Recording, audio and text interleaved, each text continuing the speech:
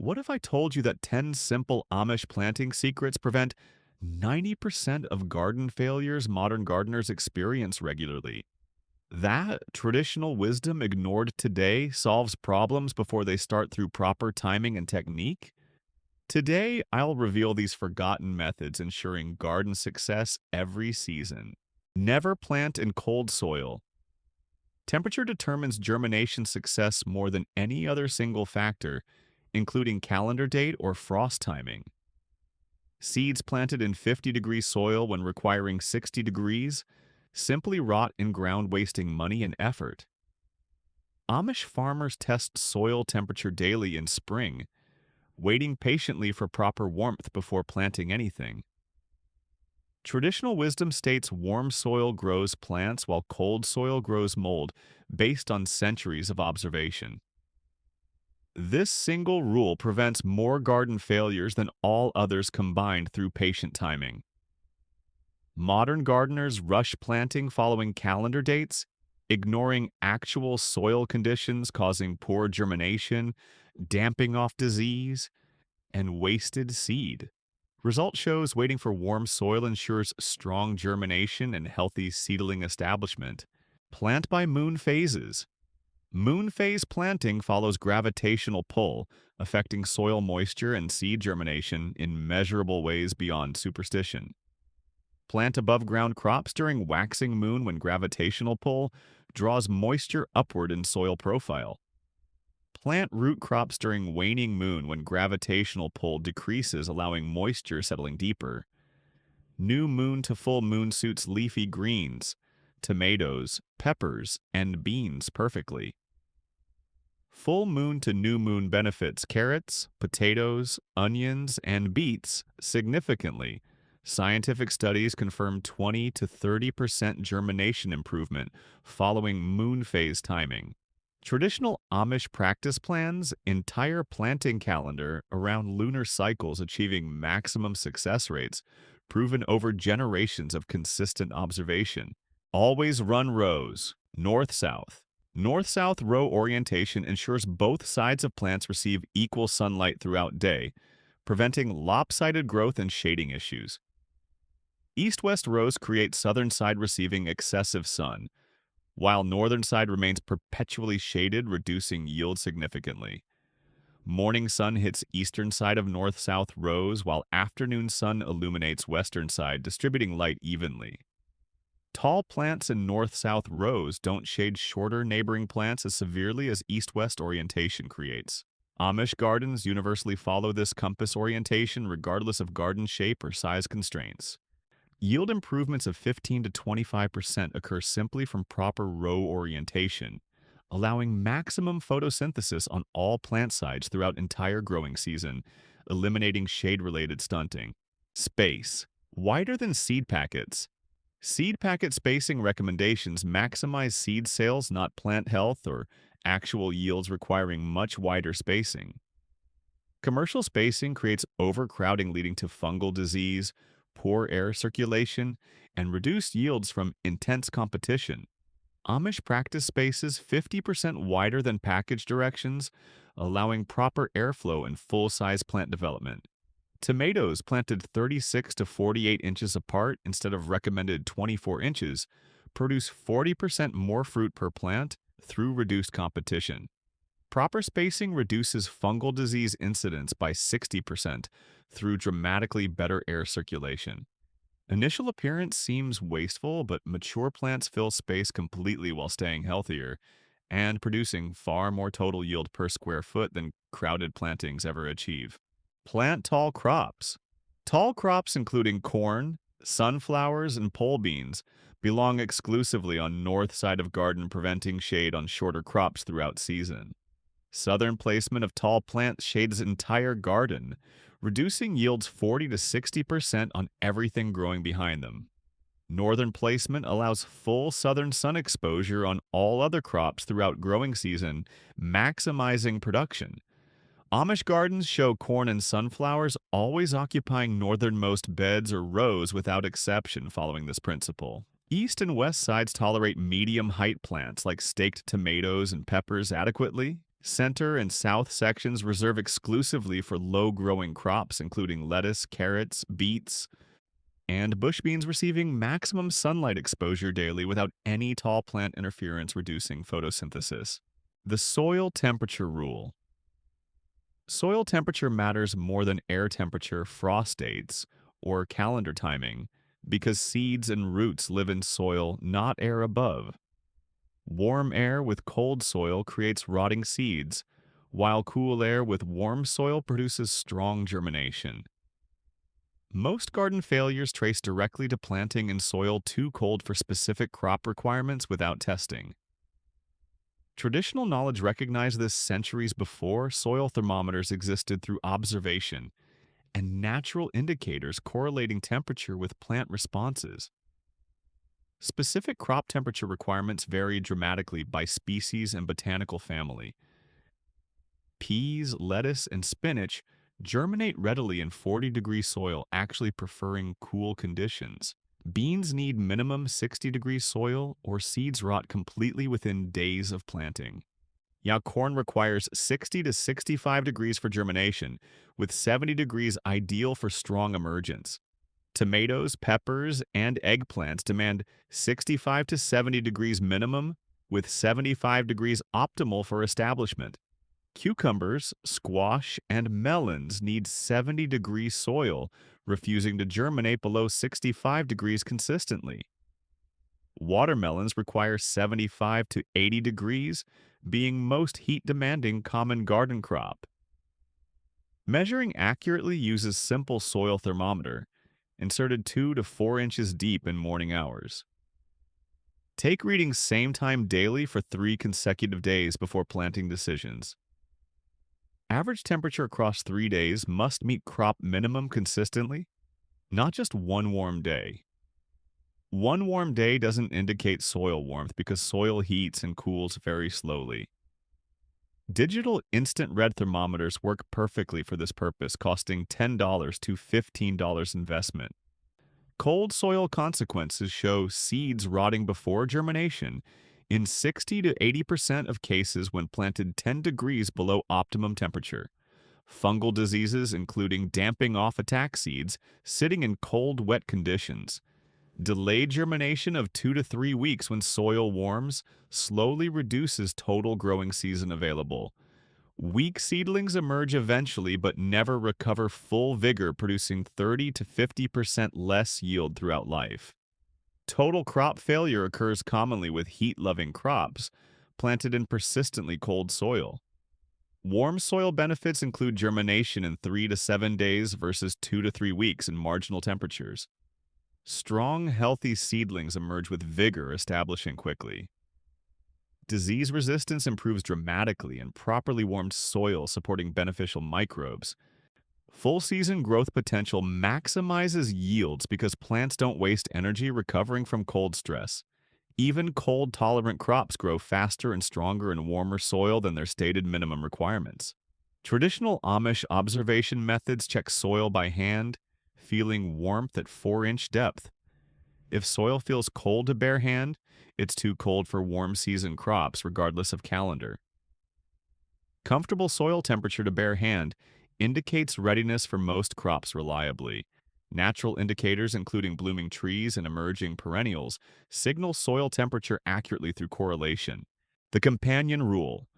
The rule of 3 requires minimum 3 different plant species in every garden bed, creating diversity, preventing pest and disease problems naturally.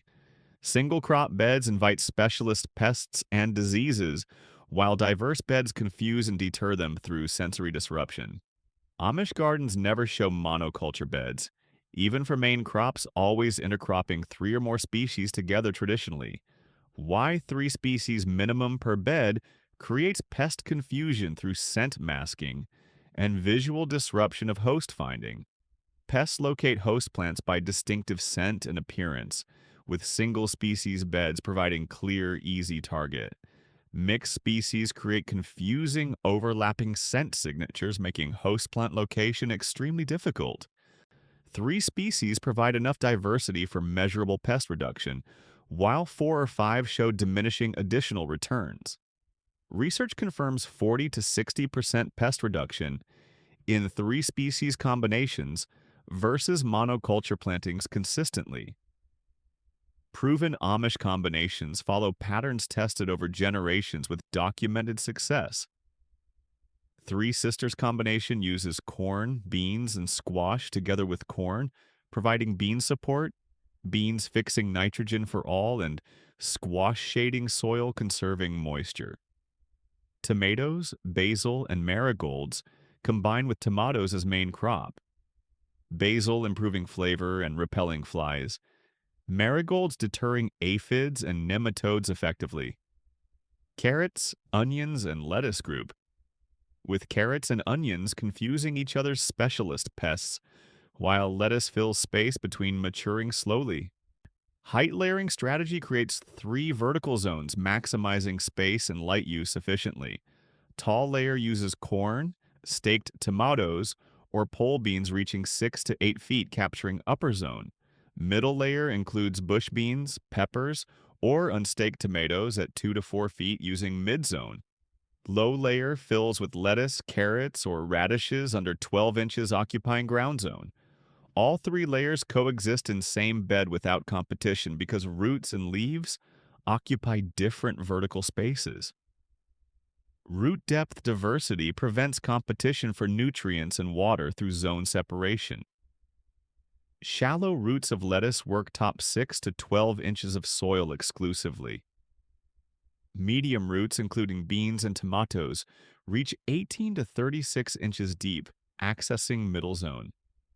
Deep taproots like carrots penetrate 36 to 48 inches, accessing different soil zones entirely.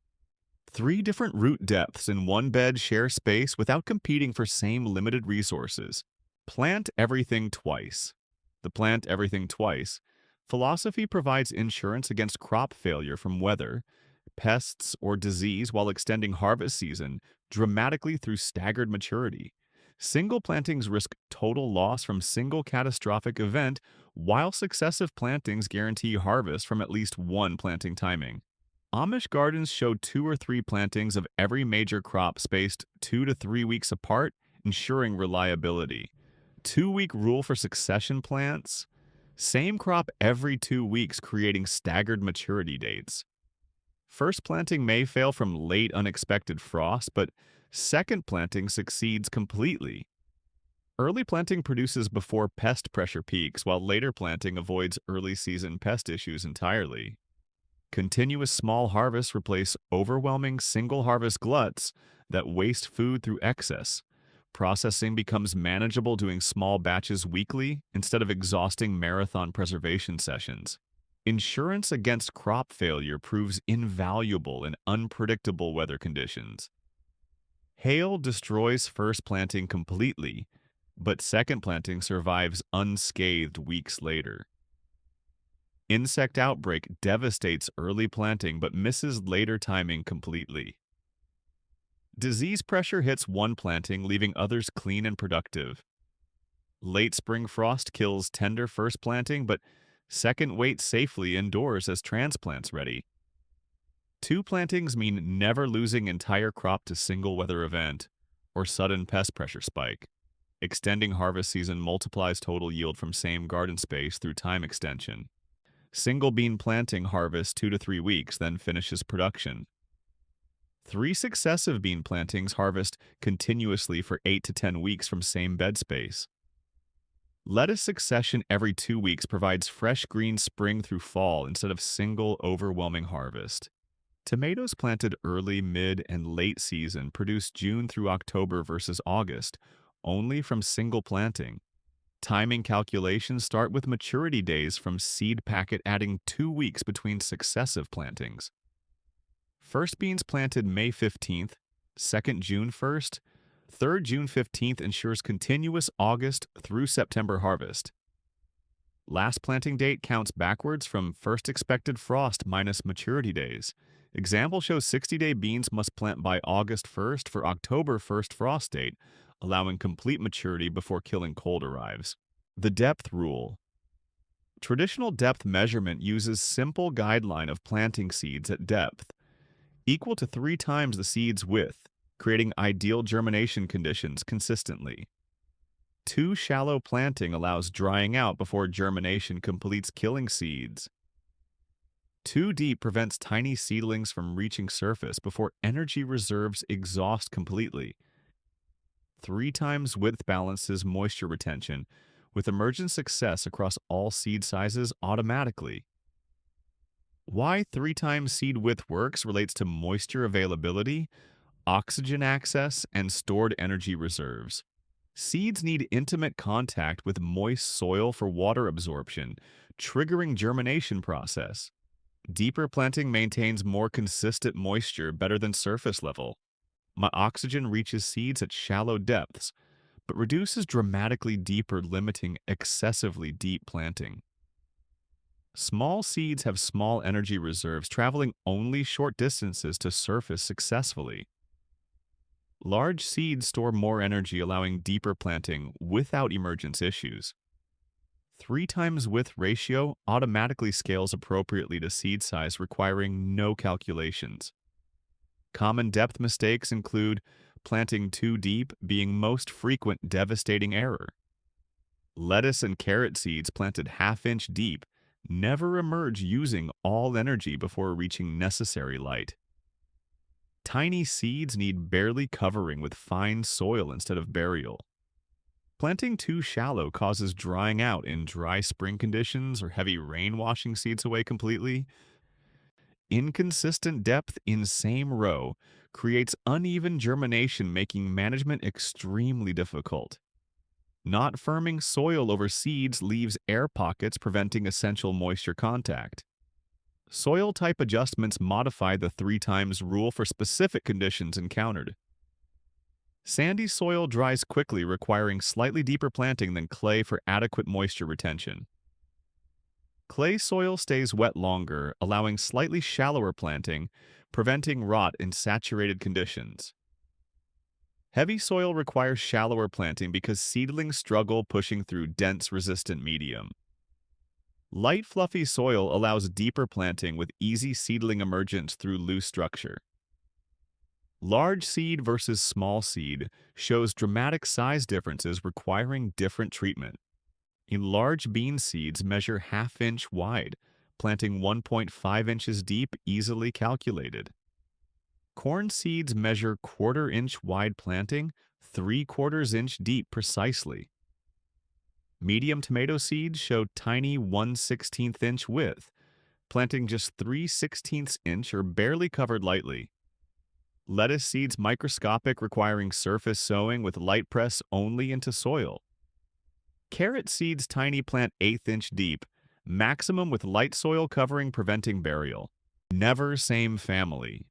The 4-year rotation rule prevents planting any crop from same botanical family and same location for minimum 4 years, ideally extending to 7 years.